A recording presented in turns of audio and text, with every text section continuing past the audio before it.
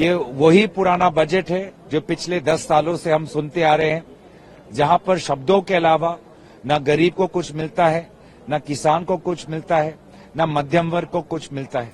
बार बार सिर्फ किसानों और मध्यम वर्ग सिर्फ शब्दों के लिए ही टैक्स में बार बार रिस्ट्रक्चरिंग पहले भी हुआ, लेकिन मध्यम वर्ग को कोई राहत नहीं मिली। जीएसटी जिस प्रकार से जीएसटी, कभी इस पे जीएसटी, कभी उस पे जीएसटी। मुझे ये समझ नहीं आ रहा कि ये भारत सरकार का बजट है कि बिहार सरकार का बजट है।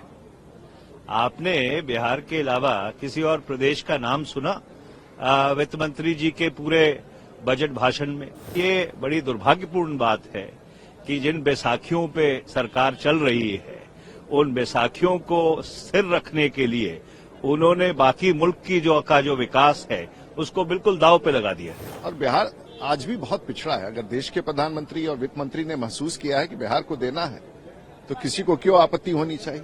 और यह बजट गरीब कल्याण का है, गरीबी मिटाने का है, किसान कल्याण का है, मध्यम वर्ग को मदद पहुंचाने वाला है और स्वास्थ्य के क्षेत्र में, शिक्षा के क्षेत्र में भी बहुत सारी योजनाओं की मंजूरी दी गई है।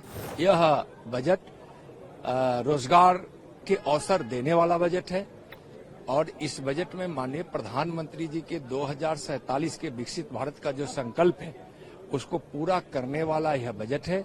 जहां तक बजट पे आए, ये वही पुराना बजट है जो पिछले 10 सालों से हम सुनते आ रहे हैं, जहां पर शब्दों के अलावा न गरीब को कुछ मिलता है, न किसान को कुछ मिलता है, न मध्यम वर्ग को कुछ मिलता है।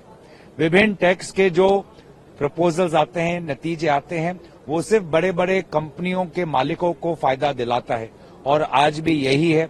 बार बार सिर्फ किसानों और मध्यम वर्ग सिर्फ शब्दों के लिए ही टैक्स में बार बार रिस्ट्रक्चरिंग पहले भी हुआ, लेकिन मध्यम वर्ग को कोई राहत नहीं मिली। जीएसटी जिस प्रकार से जीएसटी, कभी इस पे जीएसटी, कभी उस पे जीएसटी।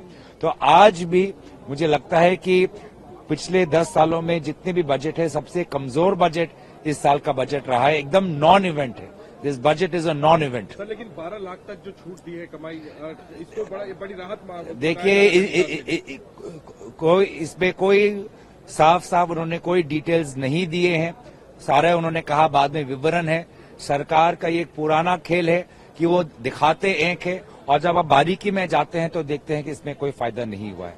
तो ये एक वही परंपरा है, एक ढोंग है, एक जुमला है। जब आप बारीकी में जाएंगे, जो हमारी प्रेस कॉन्फ्रेंस आज शाम को 5 बजे होगी, उसमें सारा कुछ स्पष्ट हो जाएगा। मुझे ये समझ नहीं आ रहा कि ये भारत सरकार का बजट है कि बिहार सरकार का बजट है। आपने बिहार के अलावा किसी और प्रदेश का नाम सुना वित्त मंत्री जी के पूरे बजट भाषण में? तो जब आप देश के बजट की बात करते हैं तो सारे देश के लिए उसमें कुछ न कुछ होना चाहिए। और ये बड़ी दुर्भाग्यपूर्ण बात है कि जिन बैसाखियों पे सरकार चल रही है, उन बैसाखियों को स्थिर रखने के लिए उन्होंने बाकी मुल्क की जो विकास है उसको बिल्कुल दांव पे लगा दिया है। मिडिल क्लास को लेकर क्या कहेंगे सर? जो well, the tax proposals will have to be studied carefully. Right? The finance minister has made certain assertions. Those assertions would have to be looked at. The fine print would have to be looked at. And then only, would you come to a determination. But in nutshell, I would again like to reiterate, was this a budget of the government of India or was this a budget of the government of Bihar? 14 crore की आबादी है और हमारे पास एक अच्छी सरकार है वहां, और बिहार आज भी बहुत पिछड़ा है। अगर देश के प्रधानमंत्री और वित्त मंत्री ने महसूस किया है कि बिहार को देना है, तो किसी को क्यों आपत्ति होनी चाहिए? और हमें तो खुशी है कि बिहार को आज हवाई अड्डों का मांग हो, आईआईटीज की सीटों का वृद्धि हो, मखाना बोर्ड पूरी दुनिया में सबसे प्रसिद्ध एक ऐसा डाइट फूड है। तो अगर भारत की सरकार बिहार के बारे में सोच रही है तो बिहार भी तो भारत का ही अंग है। मैं समझता हूं कि देश के प्रधानमंत्री को और बिहार के मुख्यमंत्री सबको बधाई देना चाहिए एक अच्छे प्रयास के लिए, और मैं समझता हूं कि बिहार की जनता भी आभार व्यक्त करेगी देश के प्रधानमंत्री। कहा जा रहा है चुनाव है साल के अंत में, इस वजह से बिहार को ज्यादा नहीं, आपको ख्याल होगा कि पिछले बजट में भी बिहार के लिए घोषणा हुआ था, इसलिए चुनाव से कुछ लेना देना नहीं है। अच्छे काम के लिए हमेशा समय होता है और मैं समझता हूं कि सचमुच बड़ी घोषणाएं बिहार के लिए, चाहे वो सिंचाई के क्षेत्र में हो, सड़कों के क्षेत्र में हो, हवाई अड्डा के क्षेत्र में हो या पढ़ाई के क्षेत्र में हो, बिहार को तो निश्चित रूप से प्राथमिकता मिलनी ही चाहिए। और मैं बिहार का सांसद हूं तो मैं तो उसी की प्रशंसा करूंगा। बिहार में चुनाव है, इसलिए सपना बेचने का काम जरूर हो रहा है, लेकिन आज जो किसानों की माली हालत है, मजदूरों का जो हालत है, छात्र नौजवानों का हालत है, गरीब लोगों का जो महंगाई की मार से पिस रहे हैं, उसके लिए तो कुछ नहीं है। ये तो केवल अपना वादा फरोसी परोसना, इससे तो कुछ निकलने वाला नहीं है। जो रियल इंडिया है वो तो आज भी करा रहा है गरीबी महंगाई से। इतना ध्यान दिया सरकार ने बिहार ने बिहार पे क्या हो गया, और बिहार में पहले क्या नहीं था, अब क्या होने वाला है।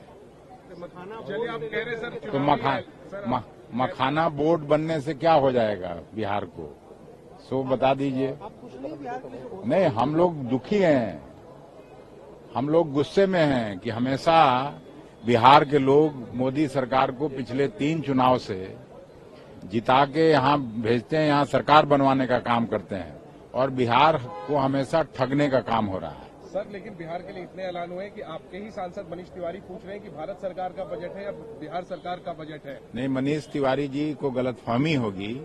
इस तरह के कितने वायदे किए गए जब से बिहार का बंटवारा हुआ, उनको नहीं मालूम होगा कि उस समय LK आडवाणी जी गृह मंत्री ने बिहार के बंटवारे पर जब बहस हो रहा था तो उन्होंने वायदा किया था कि 1,80,000 करोड़ का पैकेज देंगे बिहार को, और बिहार को हम हरियाणा और पंजाब बनाएंगे। उसमें भी मनीष जी के स्टेट का नाम लिया गया था। तो आज बिहार को न तो वो ये मिला, केवल छलावा के अलावे पैकेज तो नहीं मिला।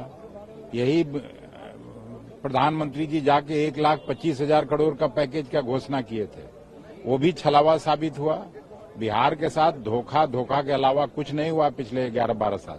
ये पूरे देश के साथ साथ बिहार को भी प्राथमिकता मिली है, और बिहार में बहुत बड़े परियोजनाओं की स्वीकृति दी गई है।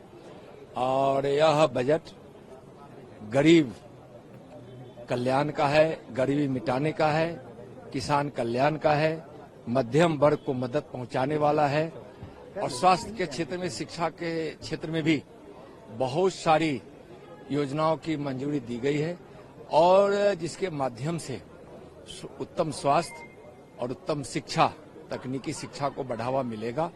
यह बजट रोजगार के अवसर देने वाला बजट है, और इस बजट में माननीय प्रधानमंत्री जी के 2047 के विकसित भारत का जो संकल्प है उसको पूरा करने वाला यह बजट है।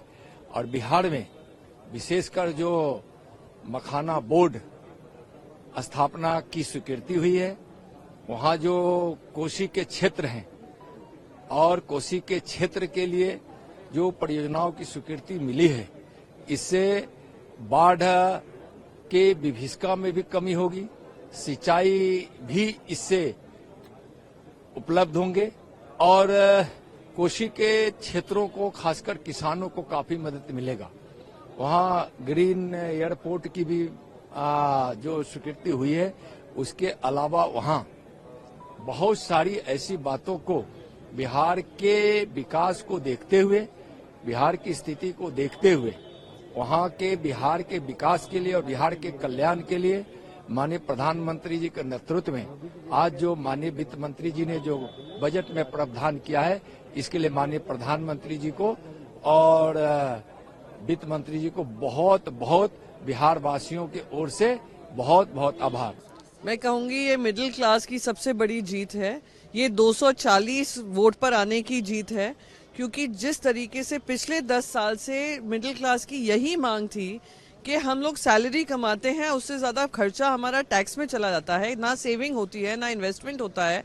आज फाइनली उनकी सुनवाई हुई है, तो मैं उसका स्वागत करती हूँ। पहली बात ये, बिहार सोच रहा होगा कि काश हर साल चुनाव हो बिहार में, जैसे हमारी जो केंद्र सरकार है उनके बारे में कोई योजनाएं बता सकें। बिहार में चुनाव आ रहा है, 2 तरीके से पता चलता है, जब ध्रुवीकरण शुरू करते हैं और आम आदमी का बजट अनाउंस होता है। तो बिहार भी उम्मीद कर रहा होगा। बाकी सारा विस्तार से, महिलाएं हों, हमारे किसान हों, युवाओं के लिए रोजगार के माध्यम हो, हम उन सबको पहले देखूंगी, पर उम्मीद करती हूँ उन सबको ध्यान में रखकर, जैसे मैंने आज सवेरे भी कहा था, उनका 8th record term consecutive budget है, वो रिकॉर्ड पार करते हुए वो जनता 1.4 बिलियन नेशन के जो जनता है वो उनको तरफ देख रही थी कि उनको राहत की सांस मिलेगी।